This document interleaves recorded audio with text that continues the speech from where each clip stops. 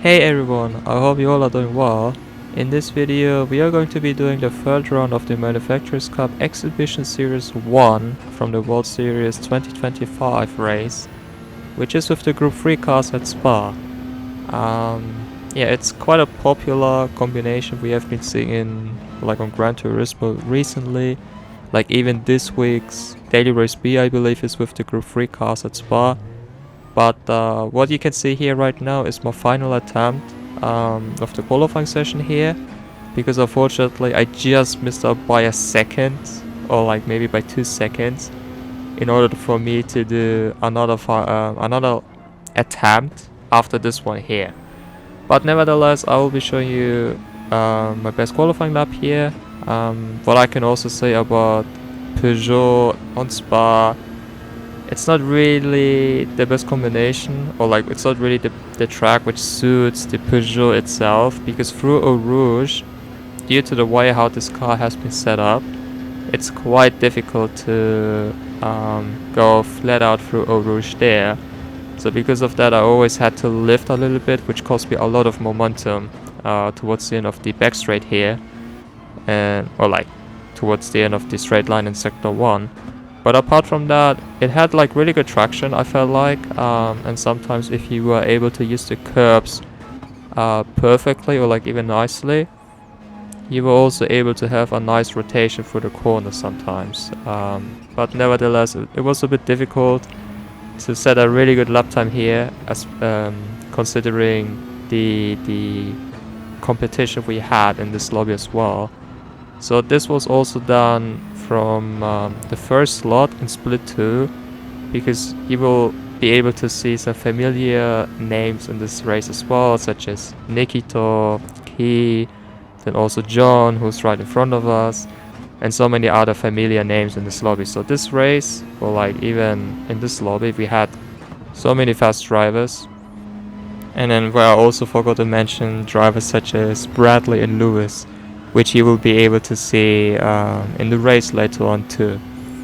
But yeah, we're also about to finish our qualifying lap here, where we are also about to head through Blanchimont, another corner where the RC set struggled a little bit. Like during these conditions, it was still quite nice to take it flat out, but I can spoil the race a little bit later on, because I think we had the same conditions as the World Finals in 2022 for the Manufacturers Cup, I believe. Well, it started raining first, and we had the rain disappearing, so the track dried out. And at some point later on, like towards the end of the race, it was starting to rain once again, where all of us had to change our tires from the slicks onto the intermediates once again. And you will also be able to see the weather radar for the upcoming race shortly, like right here. Well, yeah, it was going to be quite wet once we start the race here. But nevertheless, like after we had the recent update for Gran Turismo 7 recently, like version 1.55, it was also stated that the wet physics has been changed a bit as well. Well, it was how should I say it? It's like normally if you are driving during the wet conditions, you should be using the wet line instead of the dry line, I mean.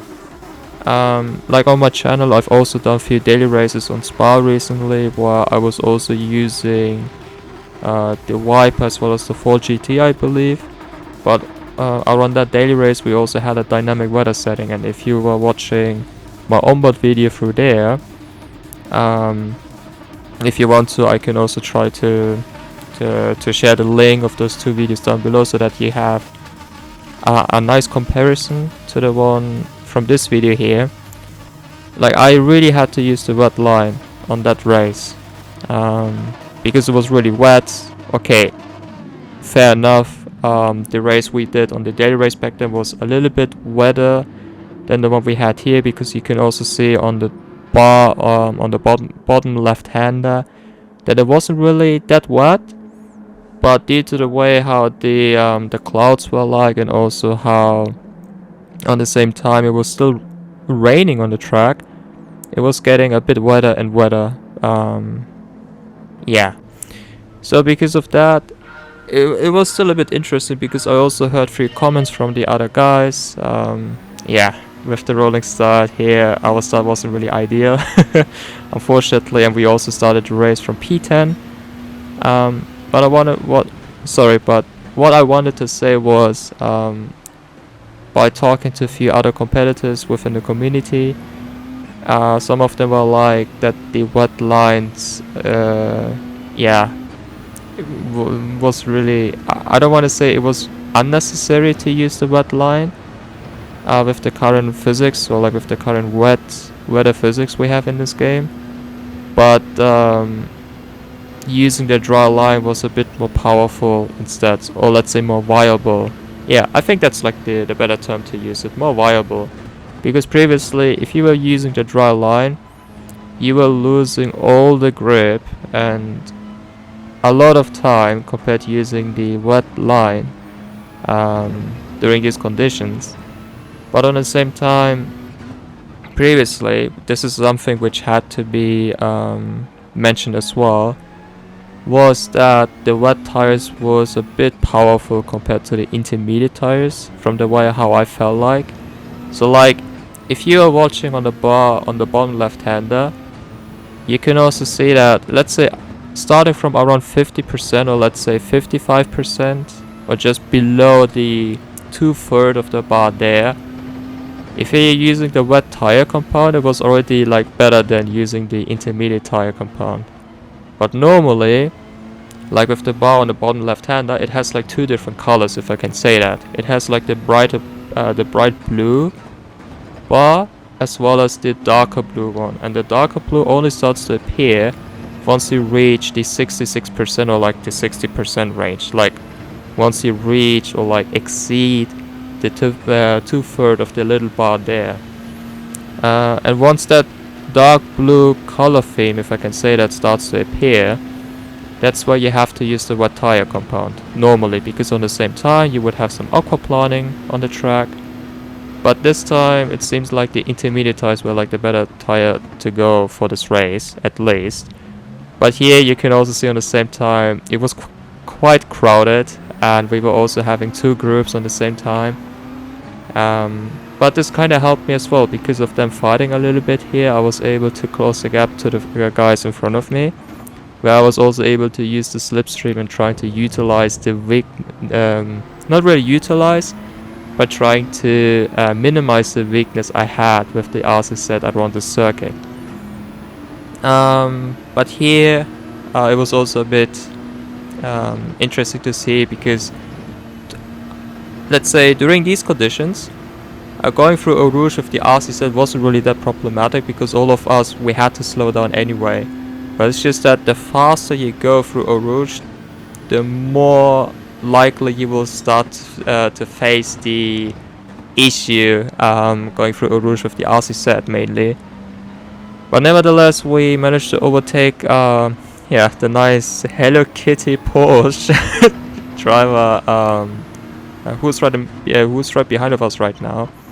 So our next target was to try and get a move on Dede here, who was also driving really nicely with the GTR around the circuit here. I mean, obviously with the Nissan GTR being a manufacturer from the popular brands, if I can say that, you were able to see lots of Nissans, BMWs, and even Porsches in this race. But nevertheless, usually around these conditions here, you would normally expect the MR cars to perform a bit better than the FR cars, especially compared to the GTR and the BMW.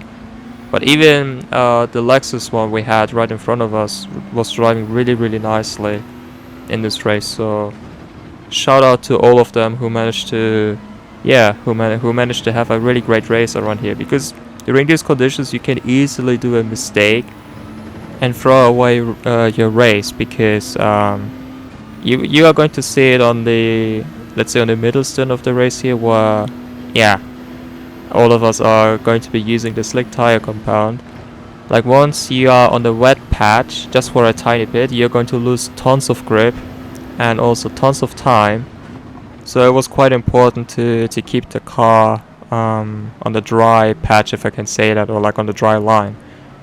But this is all something which you will be able to see a bit later, because now we're going to focus on the current race here. So we just started lap 3. I also had a look on the inside to try and overtake data here. Especially through turn 1, I knew that the RC set was having a better traction out of the corner compared to the GTR. So that's why I was also trying to go for the move here. But here you will be able to see me not really nailing Eau Rouge a lot. Where I kind of compromise a lot of speed going through there. But thankfully Data was bump drafting me here. So I also tried to give him the slipstream as a fair thanks once again. But our next target was the Lexus driver in front of us, who was also driving really nicely here, as I mentioned it before. And luckily our gap to the leader wasn't really that big, considering the amount of battles we were actually going through already, and also considering our starting position we had in this race, where unfortunately we kind of started right in the middle of the final corner. But yeah, something I also wanted to say is that I'm not going to talk till the end of the video here, because I also would like you guys to enjoy the raw footage of it. But as this race was really long, I kinda I kinda cut out all the unnecessary parts. Well, not really unnecessary parts, but like all the non entertaining stuff, if I can say that, such as me driving all by myself. But what I can say already is that as for the final stint, I didn't really cut out anything there, because maybe you guys also would like to see how I was driving through the wet, in the wet conditions. And this is something I also would like to mention, that which is, because of the new update I was talking about earlier, I still have to learn which lines are still like the fastest lines to go still, because sometimes I feel like I was still able to use the line from the previous versions. Obviously, when I was racing at Spa through a much worse conditions before, obviously we had to use the wet line here. But as this was still like, I don't want to say heavy wet conditions, but like semi wet conditions, it was still a bit hard for me to tell which lines I should have used for this race. And this is something I'm still trying to explore, and so that I can also try to keep improving on myself through here. But nevertheless, this was a really entertaining race for myself, considering how clean it was as well from my side, and the amount of battles we were involved with. Even till the end, it was really exciting to watch it. So you guys can already look forward to that one. But here we're also going to have a look on the inside here, as we were able to have a nice like a better exit through here. But he gave us a position for P7, which I'm really grateful for. And our next target was Key, who was also driving a really good race here. And then from there on, it was all about us trying to stay with the group in front of us.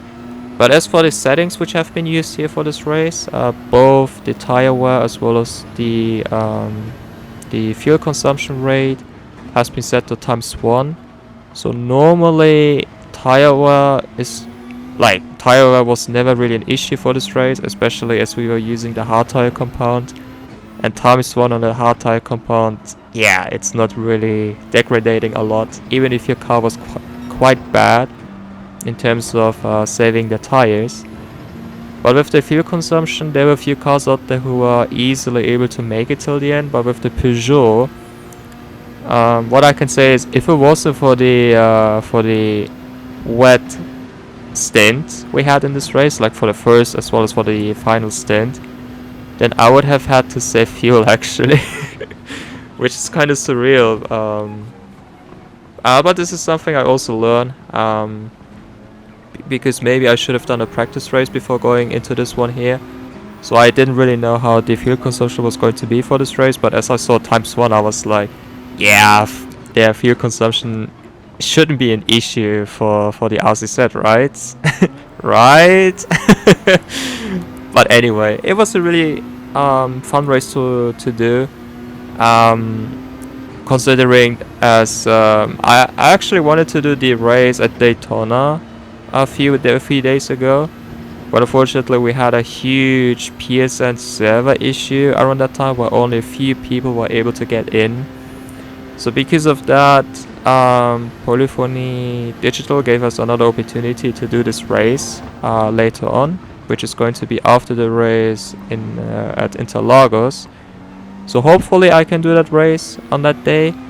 But what I also wanted to say already is in this Saturday, at this Saturday here, I'll be attending a race engineering online course, which is hosted by the MIA School of Race Engineering, which is going to take place from 12 o'clock till 17 o'clock, I believe, my time, like CET. So because of that, I don't think I'll be able to do the first two races, but if I still have enough time to do the final race of that day, I will try to do it. But I don't want to guarantee for a good result here. But I will still try to do it and still have fun in the end. So because this is something which which matters a lot to me. Obviously, if I was still competing for the online championships, I would obviously try to go for the win all the time. But during the exhibition series or like season, I always would like to try and have as much fun as I can. Because in the end, it's an exhibition series where you can also try out lots of stuffs, preparing yourself, for the upcoming official season, right? And because of that, it kind of gives you the opportunity to also try out weaker cars so that you can also try to overcome yourself and even become a better driver in the end. Which is another reason why I always would like to go for those anti-meta cars.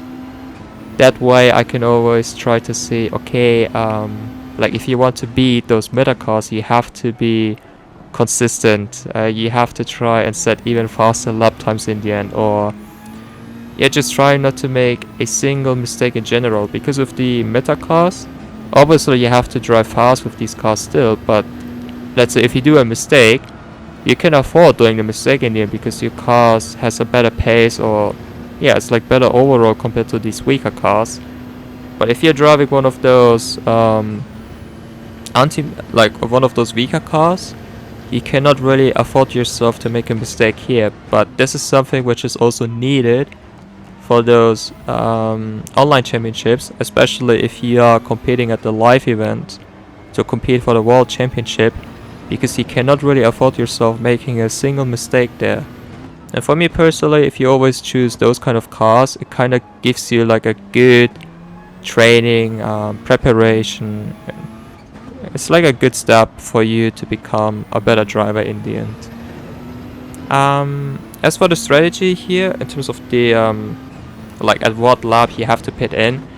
As for the first stint, I can already say that I was pitting in at the end of lap 9. There was a huge risk of pitting it at the end of lap 8 already, but because of the wet patches still being there, it was kind of difficult to still drive a faster lap time than the intermediate drivers out there on the same time. But there were also a few other drivers out there. I think it was Bradley in this race who pitted in at the end of lap 10. And this was like the safest option you were able to do. I was able to drive faster than Bradley in lap 10. But on the same time, it was also really, really difficult to keep the car on the dry line all the time. Which you will also be able to see on lap time with another driver here.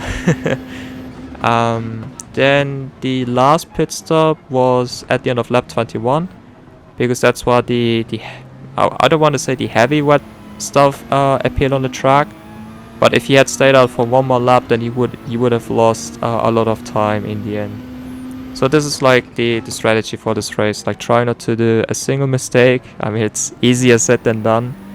But other than that, it was a really entertaining race, a really fun race to do.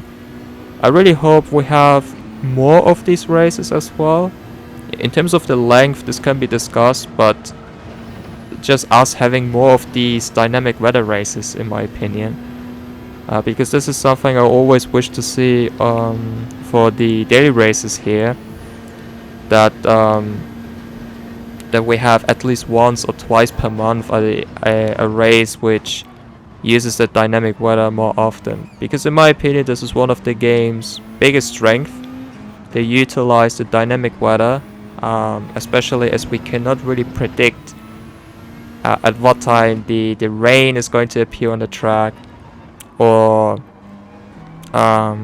what the best strategy is going to be, because you can always use the weather radar on the MFD down below, which kind of tells you already at what time the rain is going to appear. But sometimes you're still going to look at the rain cloud and be like, should I still stay out for one more lap, or should I already go into the pits in order to avoid for the heavy wet stuffs appearing on the track, right? And this is something which is really great on GT7, but unfortunately we are not really seeing that a lot recently. So that's why I was really enjoying this race, even though we kind of knew the strategy already by like from the World Finals 2022, I believe it was. If it wasn't for the World Final 2022, then yeah, maybe you were able to see from the time trial session for the Manufacturers Cup. It's also a bit difficult to do it on the time trial event, because as you're only there by yourself with only one car, it's a lot harder for the track itself to get dried up, where instead you have like 16 cars on the track on the same time. So that's why it was also a bit difficult for us to tell at what, like, during at what lap we had to pit in. But you were also able to just follow what the other guys were able to do in this race, so that you were always staying on the safe side. But I think this is mainly it from my side, because I mainly wanted to talk about the race, about the car itself. I think for Interlagos, competitively speaking, the car should be a bit better there. But on the same time, I don't want to guarantee anything here. Especially as I also have the online course during that day, which I really would like to attend to, and which is also my priority, obviously. For the next time, I will still try to upload some videos still, and I also apologize for the lack of videos from the daily races recently, because I've been quite busy with my work recently, which has a huge priority at the moment. I mean, my work obviously is still a priority, right? But let's say what I have to do right now, it has like a really huge priority. It's like a number one priority set. If I can maybe say it in that way. But it's all good. It's just a bit stressful recently. So because of that, I was only able to do the World Series recently, like the exhibition series, I mean. But once I'm done with my main priority from my work, hopefully I can also start doing a bit more of the daily races here, so that you can also enjoy watching them in the end. So yeah, I think this is mainly it from my side. I would like to wish you guys a nice day still. Enjoy watching the videos still, and once again, thank you all for your support. I appreciate it a lot. If you guys have any feedback regarding this video here, or like if there's still something else you wish to see from my side, please let me know, because there's still a few things I was thinking about doing actually. I think I can already say that I'm not really able to do the official season once it starts, but on the same time I was thinking about maybe doing some guides for the races later on. So for example, that I can do a video about talking about the race strategy. I can also maybe drive for a bit there, so that you guys can also see the tire wear, or let's say how you guys have to approach the races in the end. so that I can also share all the informations, or let's say the knowledge I'm aware of, with all of you guys, so that yeah, you guys can also be prepared once you wanna do the race later on. So this is something I was thinking about maybe doing later on. If you guys want to see that, or if you guys don't want to see that, please let me know. But yeah, I think this is really it from my side for this video at least. Once again, thank you all for watching the video. I really appreciate that. And hopefully I'll be able to see you guys on the next one. So until then, cheers!